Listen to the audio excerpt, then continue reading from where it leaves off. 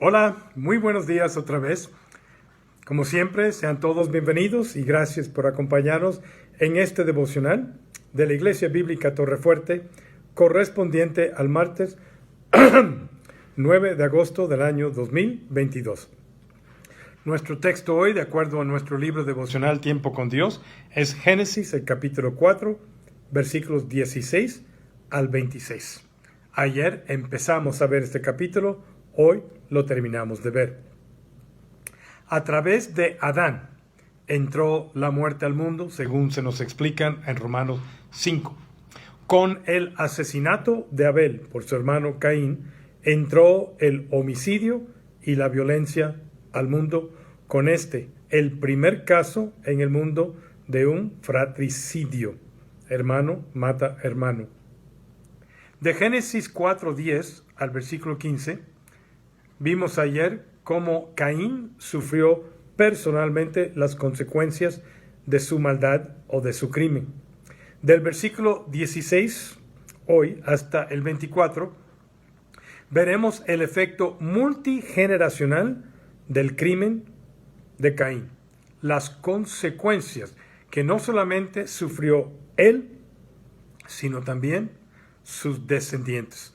Esto no tiene que ser una maldición generacional que automáticamente porque el padre hace algo, eso se va a pasar a los hijos y consecuente a los nietos, bisnietos, etc. Pero muchas veces si no se corrigen el patrón equivocado del progenitor, en este caso Caín, las siguientes generaciones caen en errores semejantes y por lo tanto sufren consecuencias semejantes. No es una cadena automática de maldición, pero si no se rompe el patrón, sí continúa haciéndose las cosas mal y pagándose el precio. La Biblia dice: la herencia del bueno alcanzará a los hijos de sus hijos, en Proverbios 13:22. La herencia que Caín les dejó a sus hijos fue una herencia terrible. Y ellos no aprendieron de su padre el precioso regalo que es la misericordia y el perdón de Dios. Tampoco aprendieron que el propósito de la vida es glorificar a Dios, porque Caín no lo hizo. Por consiguiente, los descendientes de Caín siguieron el camino de Caín, de su antepasado. Aquí se nos explica que Caín se casó y su esposa lo siguió en la miserable existencia que Dios le había prometido a Caín. Como la esposa y compañera, ella sufrió a su lado. En los versículos 17 al 24, léanlo ustedes ahí, no vamos a hacerlo el día de hoy por el tiempo, tenemos una detallada descripción de los descendientes de Caín, los caininitas o cainitas, una rama de la familia de Adán, y no es muy impresionante en el sentido espiritual, aunque sí tenemos que reconocer los logros en el sentido de las ciencias y de las artes. Consideren estos datos. Caín edificó una ciudad, es decir, un lugar fortificado. No se nos dice si el proyecto se terminó, pero notamos que Caín aparentemente trató de neutralizar la maldición de su destierro como consecuencia de su homicidio de su hermano que Dios había pronunciado. Dice ahí: Lamec tomó para sí 2 mujeres. Lamec, la quinta generación después de Caín, sería el tataranieto, e introdujo la poligamia en la raza humana, que no era la voluntad de Dios cuando los creó al principio, varón y hembra. De esa manera despreció el propósito que Dios estableció para el matrimonio, de que un hombre y una mujer glorificarán a Dios y se ayudarán uno al otro en un compromiso incondicional de amor por todo el resto de sus vidas. Entre los cainitas, la lujuria pervirtió el propósito original de Dios y no fue satisfecho con una mujer, se casó con la segunda. Se enumeran aquí en estos versículos los oficios que desempeñaron los cainitas, y sí, en un sentido humanamente hablando, son impresionantes en las artes y las ciencias. Criaron ganado, hicieron instrumentos musicales, trabajaron los metales con gran habilidad. Todo eso señala una cultura avanzada, pero como vemos hoy en día, una cultura avanzada no necesariamente es una cultura espiritual, no es una cultura que reconoce y glorifica a Dios. Y así fue. Culturalmente, socialmente, habían avanzado, hay logros descritos aquí. Un marcado contraste con la imagen que comúnmente se nos presenta de los primeros habitantes de nuestro planeta. No eran unos cavernícolas, no, eran personas que tenían talentos.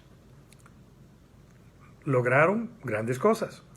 La descripción que tenemos aquí de los cainitas es la de un grupo de gente que desarrolló las bellas artes, una cultura avanzada para aquellos tiempos, pero cuyas actividades iban dirigidas únicamente hacia esa existencia terrenal y material. Los descendientes de Caín eran gente que consideraba que Dios no les servía para nada y por lo tanto ni lo mencionaba. A esta relación del adelanto cultural, Lamec le añada el primer poema documentado en las Escrituras. Léalo cuidadosamente. Es un poema que Lamec le cantó a sus dos esposas, que manifiesta un espíritu claramente de venganza. Tal vez en ese momento Lamec sostenía una espada hecha por su hijo Tubal Caín, especialista en ese arte. A su jactancia le agrega la blasfemia de que si alguien se atrevía a hacerle daño, su propia mano podría hacer mucho más daño que el castigo 7 veces más severo que Dios dijo que haría a quien se atreviera a quitarle la vida a Caín, su antepasado. Al leer esta narración nos damos cuenta de que las primeras civilizaciones hicieron los progresos más grandes entre aquellos que estaban separados de Dios. Y tal vez esto no sea sorprendente. En primer lugar, la persona alejada de Dios quiere mitigar la maldición del pecado y tratar desesperadamente de anestesiarse contra el dolor de una conciencia acusadora. Lo trata de tapar en otra forma.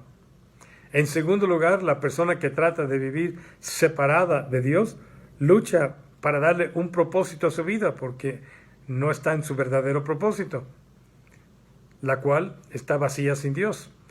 Por supuesto, todos sus esfuerzos los dirigieron hacia la meta de lograr una existencia placentera, humanamente y materialmente hablando. En tercer lugar, el aparente éxito en la vida, como se describe acerca de los descendientes de Caín, no significa necesariamente la aprobación o la bendición de Dios. No confundamos riqueza o logros con la bendición de Dios. Aquí no había bendición. Tampoco, igualmente, la pobreza no significa la maldición de Dios.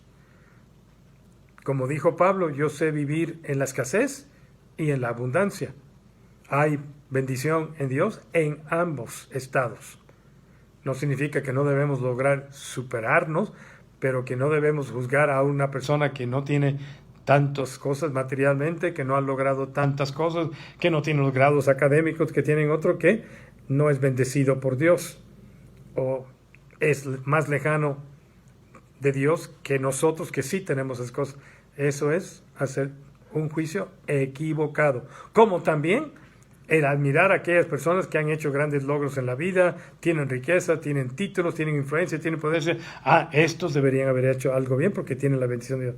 No, lean el libro de Job y se darán cuenta cómo los hombres de Job, los amigos de Job, cometieron ese error de juzgar lo que le estaba pasando a Job como la maldición de Dios sobre su vida porque había hecho algo malo. En los versículos 25 al 26 que concluyen el capítulo 4, se nos da una breve descripción de los descendientes de Set, el sustituto, los setitas, rama de la familia de Adán, y vemos inmediatamente un marcado contraste con Caín y sus descendientes. Jehová, Dios, le dio otro hijo, Adán y Eva, después de haber matado Caín a Abel, que se llamó Set, para ocupar el lugar de Abel. A diferencia del vanidoso y el blasfemo Lamec, que se vanaglorió de lo que era, Eva le dio toda la gloria a Dios por haberla bendecido con otro hijo. Una diferencia muy marcada. Moisés, el autor del Pentateuco, los primeros 5 libros de la Biblia, algunos preguntaron, oye, pero Moisés no estaba en la creación de Adán y Eva, eso sucedió mucho antes de él. Recuerden que Dios reveló a Moisés todo esto para que él lo pudiera anotar, escribir. Entonces, esa es la razón, no porque él estuvo ahí. Moisés no da mucha información sobre los descendientes de Set, pero ese poco dice mucho. Nuestra traducción, Reina Valera, dice de los tiempos de Set y Enos, los hombres comenzaron a invocar el nombre de Jehová en aquellos días. En nuestro idioma, invocar el nombre de Jehová significa orar. Desde luego que aquí no está diciendo que la práctica de orar comenzó con los nietos de Adán. Porque verdaderamente una mejor traducción sería, empezaron a proclamar el nombre de Jehová públicamente, opuesto a lo que hacían los descendientes de Set. Sin duda, ese debe ser el sentido del pasaje.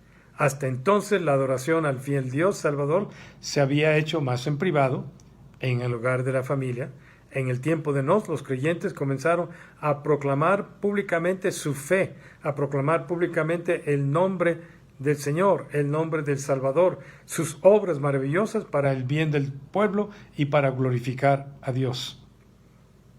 Un marcado contraste con los descendientes de Caín. Mientras sus parientes cainitas fueron perfeccionando sus habilidades en las artes y las ciencias y otras cosas para mejorar su vida en este mundo, los setitas, descendientes de Set, estaban haciendo importantes aportaciones y adelantos espirituales en los asuntos relacionados con Dios. Juzguen ustedes cuál es más importante, cuál va a tener más duración para la eternidad, cuál va a ser para más beneficio de la humanidad. Obviamente la parte divina y espiritual, porque tiene que ver con nuestro destino eterno, no nuestra existencia terrenal, que es temporal. Génesis 4 comienza con la relación bíblica del linaje de Caín. La historia de esta rama de la familia de Adán comienza desafortunadamente con un asesinato premeditado y termina con un poema que glorifica la violencia y una sangriente sed de venganza.